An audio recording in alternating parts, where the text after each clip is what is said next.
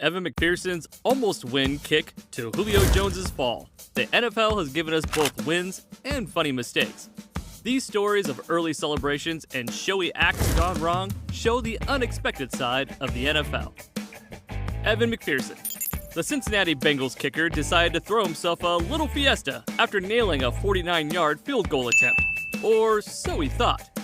The ball hit the flag on the outside of the left upright, and McPherson's celebration turned from a victory dance to a dance of despair. Oh, the irony. Tom Cable. Back in 2010, the Oakland Raiders were just a breath away from beating the Arizona Cardinals, and Sebastian Janikowski was up for the 32-yard field goal attempt. With a success rate of 90% from 30 to 39 yards, everyone thought this was a walk in the park. But alas, they celebrated too soon as the ball sailed wide left. Talk about a premature celebration. Deshaun Jackson. Remember when he dropped the ball before crossing the goal line against the Cowboys during his 2008 rookie season? Oh, and let's not forget his gymnastics stunt in the 2005 Army All-American game, where he flipped into the end zone but left the ball behind. Someone needs to remind Jackson to take the ball with him when he's scoring. Terrell Owens. Terrell Owens' star-studded celebration. After scoring a touchdown for the San Francisco 49ers, Owens decided to strut his stuff on the Cowboys' star logo at midfield.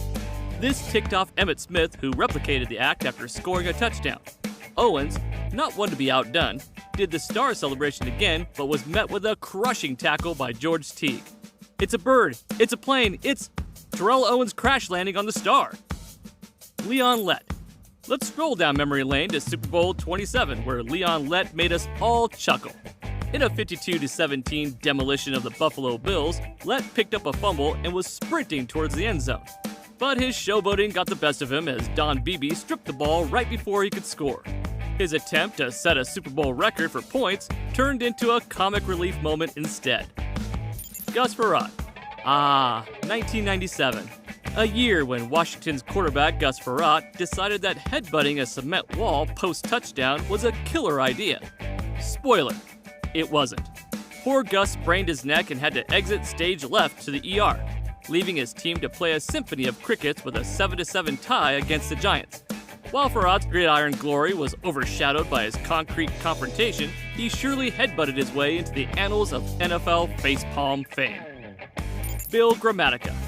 Picture it, 2001. Cardinals versus Giants. Bill Grammatica sails a 42-yard field goal and leaps into the air with a joy only to be met by the cold, hard ground of reality. And a torn ACL. This first quarter volley sidelined Grammatica, and safety Pat Tillman had to boot the ball for the rest of the game. It wasn't even a game-changing score. But oh, it was a game-changing celebration. Tom Brady. Imagine Tom Brady, king of the gridiron, floating a lonely hand up for some slap-happy congrats after crushing the Ravens in 2013. But oh snap, his teammates left him hanging. There he was, hand up, cruising for some palm action, and crickets. It's like he was trying to high-five a ghost. Brady's quest for a high-five turned into an awkward solo wave. Maybe a practice for his parade waves? Who knows? But it was like watching a guy at a dance trying to boogie with his shadow. Poor Tom. All he got was a breeze and maybe a little self-five for his efforts. Lesson? Even Super Bowl champs can get left in the friend zone. Flash forward to 2013 when Denver's Danny Trevathan turned a pick into a pick oh no. Intercepting a pass against Baltimore, the end zone was but a sprint away. Yet his premature pigskin party saw him fumbling the ball right before the touchdown line. What was meant to be a dash of triumph quickly turned into a walk of shame back to the bench. Trevathan's tale is a stark reminder to all. It ain't over till it's over, or at least until you cross the end zone. Darnell Dockett. Back in the crisp winter of 2010, during a wild card skirmish between the Green Bay Packers and Arizona Cardinals, Darnell Dockett decided to rewrite the playbook on sportsmanship. As the gridiron tension soared, Darnell took the liberty to throw an unsporting salute to the pack, shocking fans and charming the ref's whistle instantly. This infamous moment now comfortably sits in the Grand Library of How Not to Celebrate 101, reminding us all that there's a fine line between being a spirited competitor and a sportsman. Darnell's dance on this line turned into a comedic sketch that the NFL gallery would chuckle about for years. Jim Marshall. In a 1964 classic face-off between the San Francisco 49ers and Minnesota Vikings, Jim Marshall displayed a grand act of misdirection that football folklore would narrate to every coming generation. After snagging a fumble, Marshall dashed towards the wrong end zone, scoring a safety for the dismayed 49ers, while his teammates probably wondered if he had a secret deal with the opponent. The audience's mixed bag of cheers and face palms crowned Marshall's sprint into the wrong end of football legends. It was a run that redefined taking one for the team, albeit the wrong team. Randy Moss. 2005. A wild card brawl between the Minnesota Vikings and Green Bay Packers, and Randy Moss decides to add a little cheek to the competition. Post-touchdown, Moss turned his back to the Packers fans and orchestrated a mock mooning that seemed to stir the snow and the souls at Lambeau Field. While Joe Buck delivered a sermon of disapproval over the air, Moss's moonlight escapade became a legendary chapter in the NFL's book of humorous, heated, and high-spirited hijinks.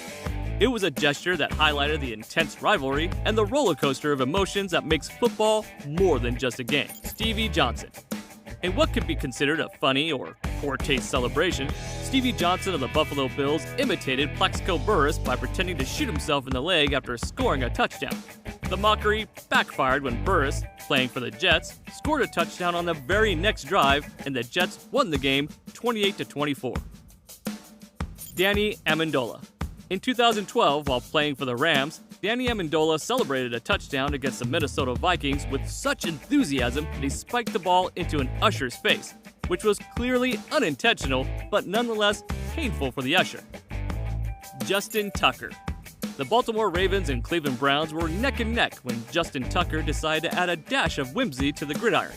Post a successful field goal, Tucker twirled into a dance that was part ballet, part breakdance, and all hilarity. However, the turf decided to cut his jig short, sending him slipping onto his back. The stadium erupted in laughter, serving a humble pie with a side of chuckles. Though his pride took a tumble, the comedic break was a welcome interlude in a game wound tighter than a spiral pass. What's your unforgettable NFL moment that left you chuckling or cringing? Hit the like button, share your story in the comments, and don't forget to subscribe for more.